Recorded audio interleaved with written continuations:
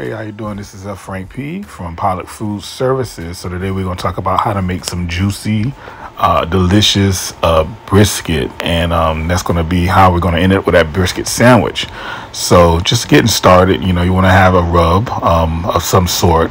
For me, I like to make my own rub, which is a variety of different seasonings, which I'll leave in the comments below. Then after I have my rub ready, then I want to make sure I have my binder ready on my brisket, or my binders most of the time going to be mustard. You have different options, but for me, I prefer mustard. You do not taste mustard when it's done, trust me, but it is a good binder. Once I have the binder on, I go back to my my seasonings and my rub, and I get it in there really good and heavily coated, and then I just let it sit for a little while, as you can see, so they can just kind of sit on top of that brisket.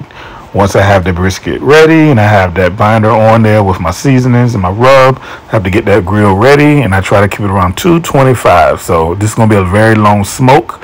At about 16 hours in, I don't really open it. I keep my thermometer in to make sure that it stays the temperature, and I want it to get about 165.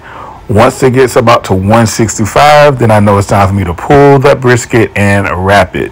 So you'll see I'm wrapping in peach paper, but this is optional, but this is what I prefer. Some people put it in aluminum foil, but I like to keep the bark on my brisket, nice and solid. So, I put my Parker peas, barbecue sauce, a little beef broth, and then I wrap it. And then the next thing is, after we have it wrapped, is to put it back on the smoker, or if you want to, you can put it in the oven.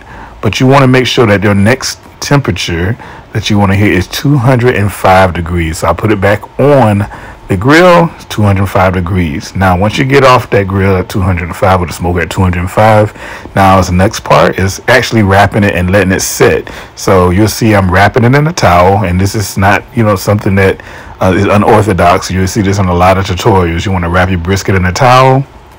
Of course, keep it inside of peach paper and put it inside of your cooler.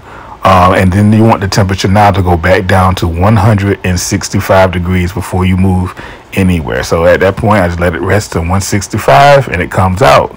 This is what it looks like after I take the towel off and I take the peach paper off, and you'll see the brisket is still holding that flavor. So your peach paper is going to have some juice in it, but you don't want it to juice all over the place, because that means that the juice is coming out of the brisket. So you just want it to, at the most part, just cool down enough so that that juice can stay in the brisket. And after you rest, you got to let it rest. Do not cut into it. It looks so good, but you cannot cut into it until you let it rest, because if you cut too early, what's going to happen? Those juices going to come running out of that meat.